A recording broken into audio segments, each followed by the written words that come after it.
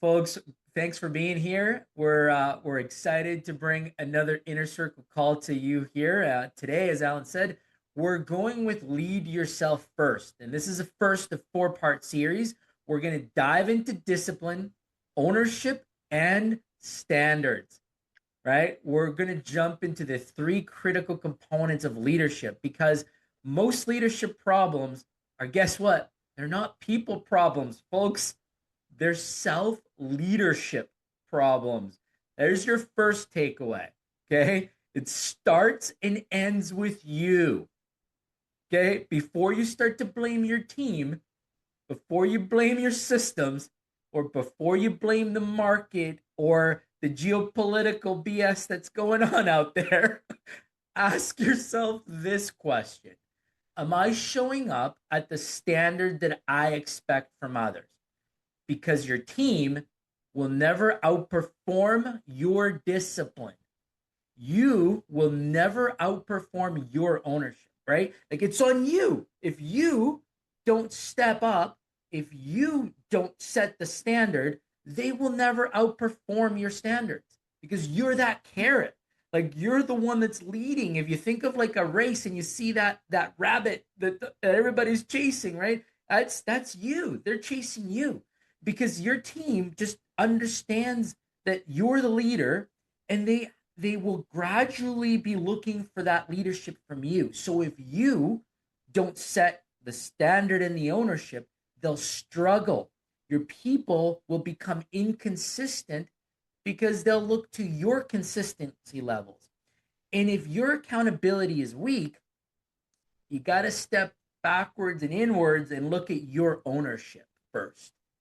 Culture around us, if it feels soft, friends, it's what you tolerate. And that's something that I've had to endure many, many times, right? It's like, man, what have I let become normal?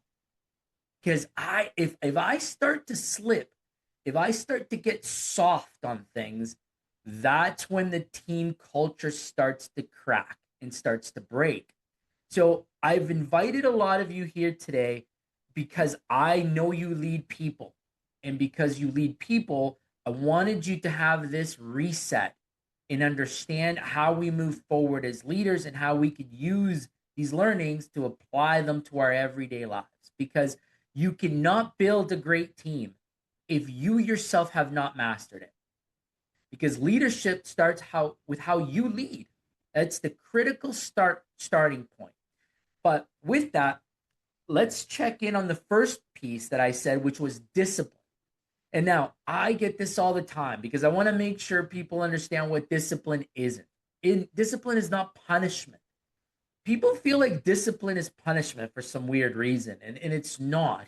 Discipline is structure, it's consistency, and it's stability. Like I always find it interesting when I talk to people about my sort of routines and what I do. And they're like, that seems so rigid. Like I could never do the things that you do. Like, that sounds so tough. I'm like, it actually isn't. It's not that tough. And I learned it from a guy that I really enjoy his books. Jocko Wilkins said it best for me. And he was like, discipline is freedom. And it's so true. I'll give you an example for me. Like most of you that know me will be like, man, how do you go day in and day out eating the same stuff? Like I will literally have the same breakfast, the same lunch, the same dinner, like religiously, right? Like eggs and spinach for lunch, a couple toast, like it's oatmeal berries and some protein powder and salmon chicken or broccolis for dinner. It's the same stuff. And I've been doing it for years. And it's allowed me not to ever think about what I'm having for dinner. It's freedom for me. I don't ever have to worry. What am I gonna meet? What am I gonna eat? Similarly, my gym routine gives me freedom. Although a lot of people think it's like it must be so structured. And it actually isn't because those that know me know that in the evenings they can find me at the gym. I won't book things outside like Monday, so Sunday through Friday in the evenings. I'm in the gym. You won't get a hold of me because I'm at the gym. So it's my time. It's freedom for me.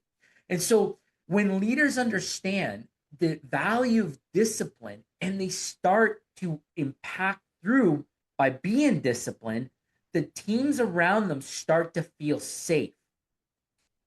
And I'll tell you why they do so. Because the expectations stay clear consistently and decisions stay clear. There's nothing worse, man, than when have an inconsistent, undisciplined leader that just goes off of feel and just starts, making decisions at random, and you never know if a decision's going to be right or wrong because that person is so inconsistent, right? And that's the problem, is that as you're inconsistent, you stay undisciplined, your standard shifts. Your moods control your outcomes. And like, who's reported to somebody that you're like, man, I'm gonna avoid them today because their mood is all over the place and I just don't know what I'm gonna get, right? I know I've seen it. I've experienced that. Like, stay away from that person. Like, I'm not going anywhere near there, right? And it sucks. That's because you know that the discipline component is not there, so you don't feel safe, right? And your decisions are not as steady as they should be. So what we want to make sure is that moods don't control that you stay consistent across your decisions. And again, I always go back to my favorite books, and The Art of War by Sun Tzu was one of my favorite ones. And he said, he who conquers himself is the mightiest warrior. If you cannot control your reactions, if you cannot control your emotions, and if you cannot control your follow through, you cannot expect your team to.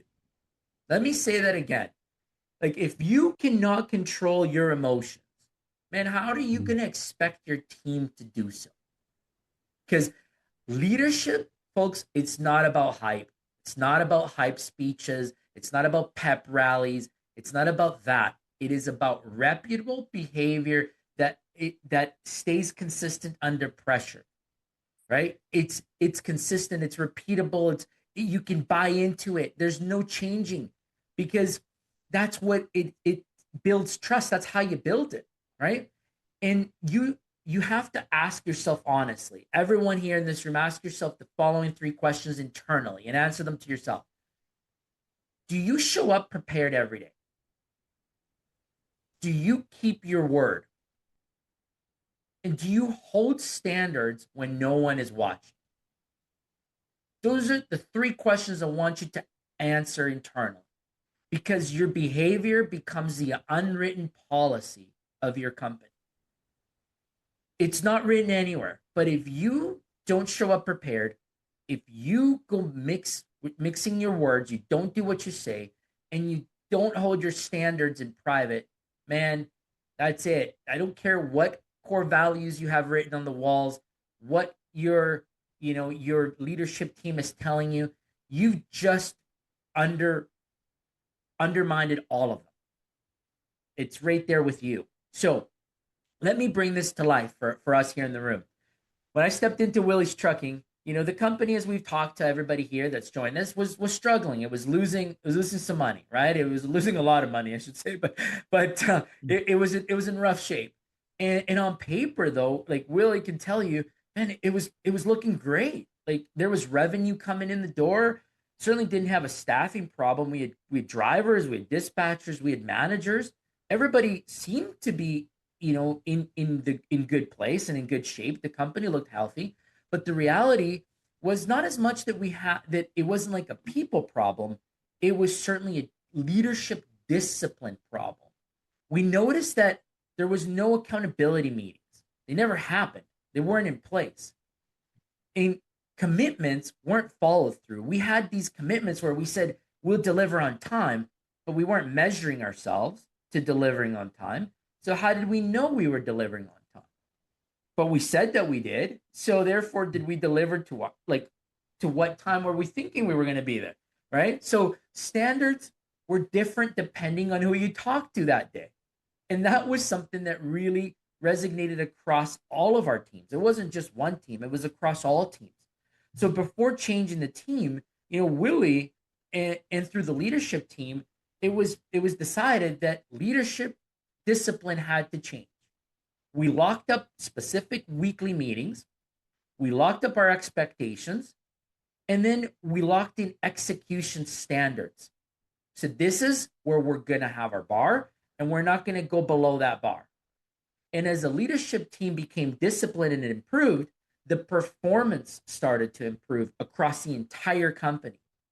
Not because people all of a sudden magically changed, they didn't just change out of the blue here, but because the standards became consistent. And when you have consistency in your expectations, it sticks. And so that's what then sets up the next component, which is ownership, right? Now, I love extreme ownership. I talked about Jocko earlier. To me, it's amazing because it starts again and ends with you, and everything in your world becomes your responsibility, right? If your results are poor, you got to own them. Like I own them. I just went through a tough month in December, and in the company that I work for, and man, it was a December that kicked my butt, but I owned it. That was on me. I will step in the line of fire before I put anybody else in front of that because I'm the leader there. And there's no way that I'm going to let anybody else take that bullet. That comes to me because we failed on expectations that we thought we were really prepared for. We thought we had enough headcount, we thought we had enough trucks, we thought we were ready. And we weren't. We were somewhat ready, but the winter weather of 3 weeks kicked our butt, and now I know what my outlets need to be in the next time around. I've learned how to improve. So I own those results. And again, if morale is low in your teams, you have to check in the mirror and own those. Because if morale is down, it's you who can lift them up. And if the execution is weak, again, it's on you. Not because everything is your fault. Let me clarify that. It's not always going to be your fault, but because it's your responsibility to fix. And that's the difference. Okay. You have to go fix it. Weak leaders, I hear this and have heard it time and time again, will say things like, it's just that my team isn't good enough. Okay. Why? Why isn't it good enough? Right? Let's dig into it. And when you get down to the root cause, you start to clearly see why it's not good enough. You haven't made the right decisions, leader. That's why they're not good enough. The system is broken, right? Fix it. Fix the system, right? Or this one. I hate this one. If you ever hear this one, I'm telling you, they're getting the boot. It's not my role. Oh man, that one fires me up. I hear somebody tell me it's not my role. It's like automatic performance improvement. You're at it. That's right. It won't be your role. You're damn right. It won't be. We're gonna find somebody else that'll make it their role because it won't be yours, right? Because I'll tell you, it just drives me nuts. But strong leaders will say things like this: "I own it. I'll fix it, and it starts with me."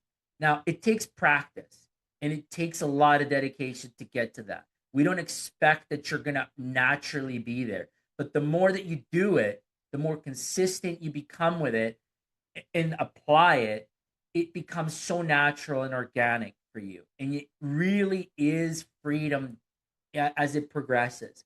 And we talked about another author, Patrick Leoncini, in the past. We talked about his books, right? But he teaches that trust begins with when leaders admit mistakes. And it's so good to hear that because it makes them human, and it just makes that connection. Because if you refuse to own your mistakes, your team learns to hide them. How many times have you walked through a department or heard from a leader saying, "Hey, listen, like that one, don't put that on the email. Don't put so and so on that email. That one stays right here." Yeah, there's your clue. There's your clue number one. Okay, but if you own mistakes publicly, your team learns to be accountable. and they become open to feedback, which we all need feedback because none of us are perfect. All of us have an opportunity to improve. So without being vulnerable, without being open to feedback, we won't get there and we won't learn that accountability point that is so critical. So if your team, remember, your team is a reflection of what you tolerate and what you model. Clearly, ownership is not a burden. Ownership is power. So when you're taking ownership for the results, it is empowering you to do that. It is empowering you and others to feel and deliver, feel proud about what you're delivering. And that's the beauty about it. So when you own it, you control the outcome. So want to make sure that everybody understands this one. I have another Willie story because I love these ones. They were just so much fun, and I remember the hard work that went into it. But in the early days, we had operational failures. We had tons of them. We had missed loads. We had customer complaints, service failures, like missed deliveries, everything. Right. The easy move would have been to say our dispatchers are horrible, our drivers, or in fact, our whole operations. But instead of that, the leadership team stood in front of it and said, look, like this is on us. We built this system. And because we built it, we now have the responsibility to fix it. And that's when everything changed. Willie came out to the branches. I went out to the branches. We had everybody in that leadership team go out, talk to everybody that was a decision maker and that was a leader. And we owned the mistakes. We reinforced that we were there to change the culture and that things were going to improve. And we wanted their commitment to the changes that were going to happen. So we stopped defending it. We started solving problems. We stopped hiding mistakes and people started surfacing issues early because we set up our meeting structure. We discussed issues every single week. We did not let issues slide. We held ourselves accountable to solving issues every single week. And that's how things turned around. The performance didn't change overnight. Willie will tell you soon. It took a couple years, but the accountability started to improve almost instantly. And that accountability eventually drove the turnaround that led to a very successful exit for Willie's Trucking and overall for everybody. So let's talk about standards, right? Now, I had on purpose, not I had left this on purpose, but now I have to learn how to. I changed my background. Here we go. I need to show you this. There we go. Here it is. So I have these slogans back here in my wall. Okay. But this is not like a culture thing. I don't put these up because of I want to project a certain way. I put these up because that's how I check on me. This is for me. And it pushes me and it motivates me to do that gut check. Because I don't want anybody to think that culture is posters. They're certainly not slogans that you're just going to put up on your wall in your coffee room and people are going to begin to buy into them because of slogans. Don't do that. Don't make that mistake. Culture is behavior that gets rewarded or tolerated. Let me say that again. Culture in your teams and your business is behavior that gets rewarded or tolerated. If you tolerate lateness becomes your culture. People will come in late every single time because you have allowed it. If you tolerate excuses becomes your culture. I didn't finish it because I was running. I had a headache last night. Dog ate my homework. Right? We've all heard the excuses, but whatever you allow to become acceptable becomes the culture. If you tolerate gossip in your work, gossip becomes the culture, right? And I have a story on gossip. Oh my gosh, this one was another one. We had one at Willie's Trucking. One of our core values was no drama. You know why we put it as a core value? Because there was so much drama when we got there and we needed to fix things that we said, this has got to go. We can't have drama. We can't have the gossip because it's tearing the team apart, right? Remember, you create the culture by what you allow. So removing those things are critical. Again, I'm going to go back to The Art of War because I just read it. I love to read this every January. Sun Tzu said, and he talks about disciplined leaders command respect. He says it very clearly in his book. They command it. People crave strong standards, not because they want control, but because they understand that standards create fairness, clarity, and stability. You don't want a wishy washy leader. Nobody does. Nobody wants a soft noodle for a leader. You want a tough person. You want a person that'll stand up and will take, control, but will be fair, but with control, right? And so ask yourself now these following questions as if we relate it back to you. What behaviors do I allow that I secretly dislike? Think of that one. What do you allow that you see that you're like, oh, I hate that one, but you look the other way? Where do you let things slide? What standards do I enforce on others but not on myself? I hate this one, right? Do as I say but not as I do. No, no, no, no, no. Right? Like that can't be done. Your standards become the ceiling of performance in your teams. So if you don't have high standards, you're going to get low performance. Right? I hope that everybody caught that one. I'll say it again. Your standards become the ceiling of your performance. Right? And so this was one of the hardest moves we had to make at Willie's, in all honesty, was at raising leadership standards. We stopped tolerating late reporting. We stopped reporting not having data. And Willie will tell you this. We used to be so far behind on data. It was so tough.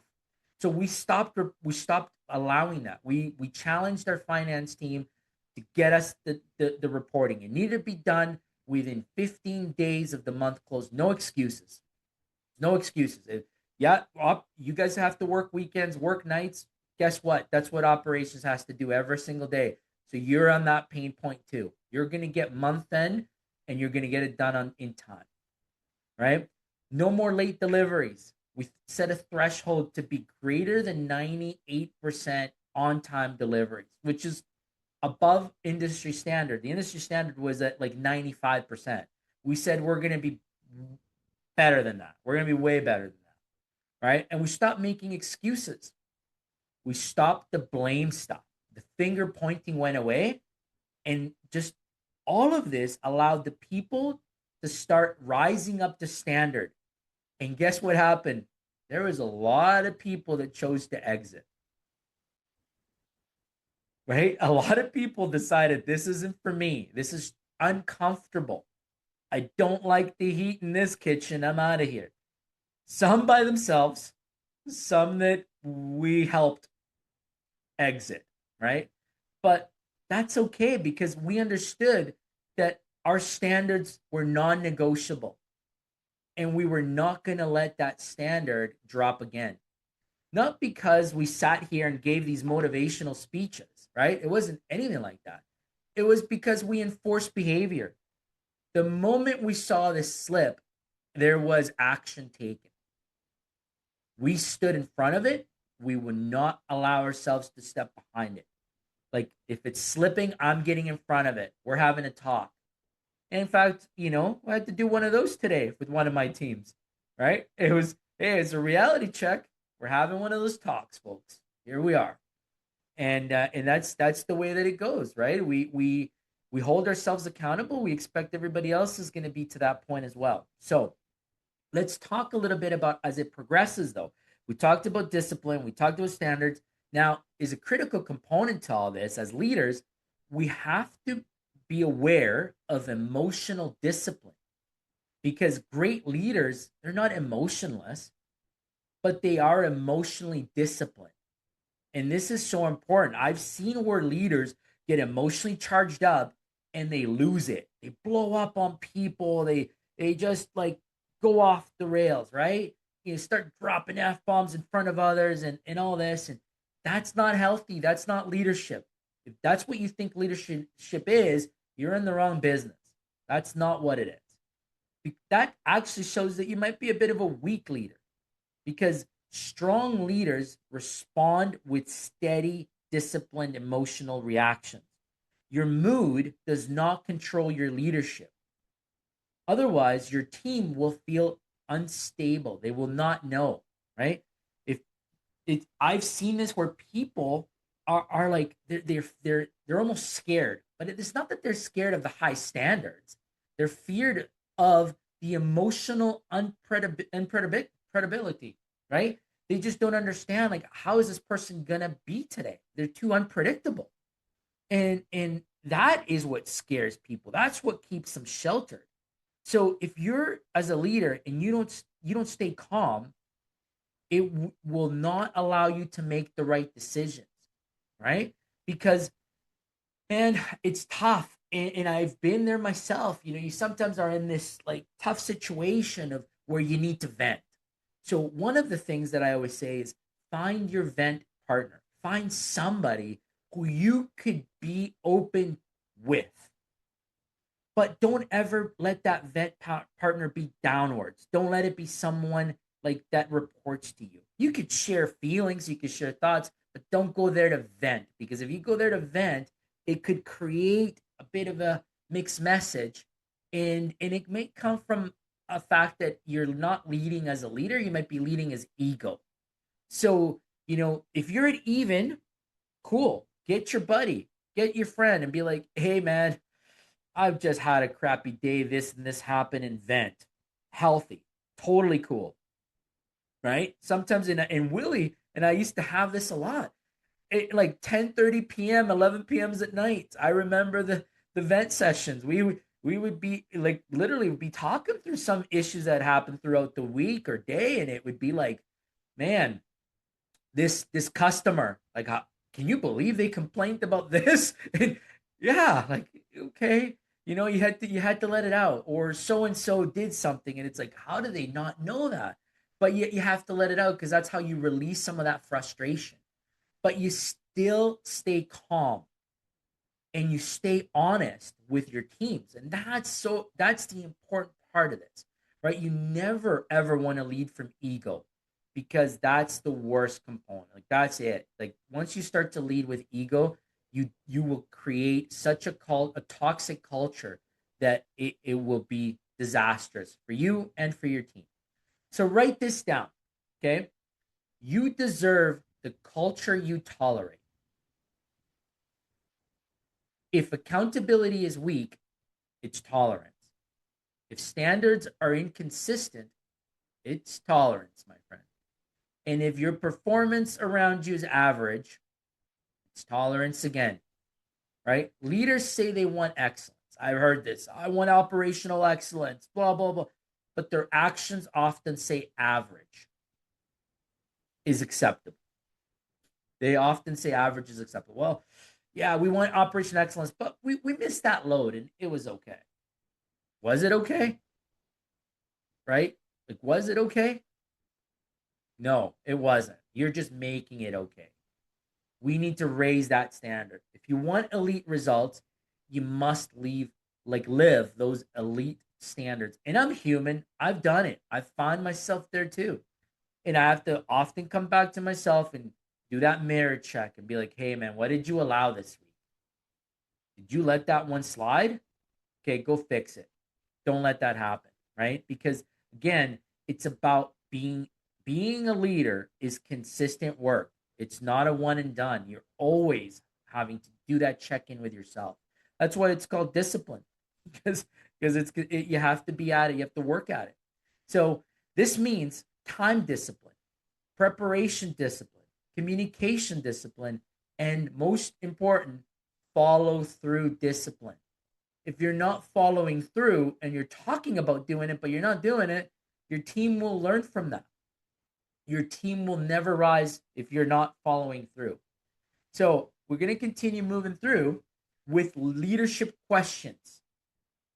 And this one gets very, very I'm gonna call it personal. It hits. It hits for me. Where are you avoiding ownership? Meaning, where are you blaming others when it should be you that owns it? What behavior are you tolerating that you shouldn't be? And what personal standard do I need to raise immediately? Right? This one's where it becomes personal. If my team copied me exactly, would I be proud? If there was a copy of you and you could see it in the mirror, see it live, would you be proud of how this is coming out? Now, I want to be cautious here. This is not about perfection because we're human. Okay. This is about intentional leadership because that's the key to this. It's being intentional about our behaviors, intentional about our messaging, intentional about our output. Because great leaders don't wait for motivational speaks, they built systems of discipline. So, as I close, I want you to make sure that we understand that with leadership, you don't need more authority, you don't need more control, and you may not need better people. You need stronger, consistent discipline. You need deeper levels of ownership and you need higher standards. Because when you lead yourself well, people naturally follow. Your team does not want a perfect leader, they want a consistent one. That's all that your leaders, that's all that your teams want. They want you to be consistent, they want you to be fair, they want you to raise the standards. So this week, I want you to have this takeaway. Raise one personal standard that you're going to work on and own one uncomfortable responsibility. Because leadership does not start with your people, friends. It starts with you. So, Willie, I'll pass it over to you so you can share some of the stories that we talked about today. I'm sure they were resonating in your head as we talked through them. Oh boy, you brought a lot of pain back to me. No, that's uh, yeah, but no, the Hector, I think, laid out the strategy how to turn around a culture in a company today is what came to mind. And but I made a couple points here. Control your emotions is such a big one for me. I remember early on, just going to share some examples where I would fly off the handle and I would get mad at people and not only was I mad at people, but internally I didn't feel good about how that was going and so it was I was getting mad at home when I got home and to the family, and it just rubs off everywhere. Yeah. And so I was at a point where I had to figure this out and learn about controlling my emotions. And I remember clearly back in like 2011, I think in that time where I made a big shift, where I made a commitment to myself that I would not get mad at whatever happens. And I would control myself. And I made that decision, and there was such a big difference in how things moved forward when I was, or just taking control of what was going on, and then the testimony after that was when I actually ended up selling the business. I had two different guys come to me. They had been with me, our company for years. I think one was 8 years, one was like 6 years, and they came and said, "Man, we have never ever seen you mad in this company, and that's why we like working for for this company so much." And so that's when I knew I had achieved what I had made a decision on to control my emotions. So yeah, that's just a quick story there. But yeah, and then also as a leader, I think getting clearly identify each role and making sure you know what the key responsibilities are in each role. And then that meeting structure that Hector talked about was huge for us to put all the issues on the table and let's just figure out step by step what we need to do. And then the other thing that really stands out for me again is the core values that we came up with, like Hector talked about, the no drama. That was such an easy one where I remember talking with my partner and where we were just done with drama in our business, and we said every time drama comes up, we're going to look at, do we have the right person or is it our fault that that drama happens? Whatever the case is, we're going to act on that either way. Either, yeah, whatever needs to happen, we're going to get the drama out of our business. And it didn't take that long to get the drama out because we took some very serious action where people lost their jobs and people in our business knew we were serious about changing that culture from a no drama zone in our business. And so that was a big one. Yeah. And yeah, I'll leave it there. That's awesome. Well, yeah, it was huge, to end with that no drama piece because if anything, it's such an easy example for everybody to connect to, right? Like, who hasn't worked in a workplace where there's drama? We've all been there. But if you really want to remove that pain point, get rid of the drama, and people stop. They recognize that it's not worth it. Deal with it instead. Deal with the issue. Put the issue on the table, fix it for good. Gossiping about it, talking about it, getting upset and finger pointing about it doesn't help anybody. There, just a quick point there. If we would have someone come forward and say or complaining about one of the teammates, well, let's go and talk to that person. We're not going to fix it by talking about it here. So it was just that little pivoting point of, okay, we have to figure out to, yeah, whatever the case was, fix it and move on. Exactly. And that is it's like a best practice. I'll tell you, I've been using it ever since. Hmm. So it was awesome. Well, thanks for sharing that, Willie. We'll pass it back to you, Alan, so we can go around the room. Yeah, I'm looking forward to going around the room. I mean, I have, you kind of messed me up here, Hector. You should see my page. I'm trying to Oh, take notes. You're going so fast. I couldn't take it just looks like a dog's breakfast on my page. There's just some great stuff on here. It is, and it's such an important topic and message, and I don't want to, I can't overstate that enough. I've been blessed to, be hired by some pretty big organizations with some pretty high level leaders. And when I get in there and I'm working with these people, I see such a breakdown of leadership at every level. And you think some of these big, rock star, big dog, leader guys, they got it all together in leadership, and they don't. And so many people don't understand leadership, or they don't know how to walk it out and implement it. I love some of these questions. Am I showing up at the standard I expect? Do I hold my own standard in private? The standards that I create become the ceiling of performance. This is a lesson that we can all go back to, need to go back to, and watch on the platform and take some notes. And we could fill a whole page, pages. So bravo for bringing such great stuff. This was a drink from the fire hose session. It truly was. So I want to open up the room now, and I just want to hear, you guys have to have some comments. Come on now. Y'all gotta have to have some comments. What hit you between the eyes with the old Louisville Slugger kind of thing? What was an aha moment for you? What was a kind of an aha lesson for you? Or if you've got some experience, let's just go ahead and unmute. We don't even have to be diplomatic about this. You don't even have to put your hand. Who's going first? Dun, dun, dun.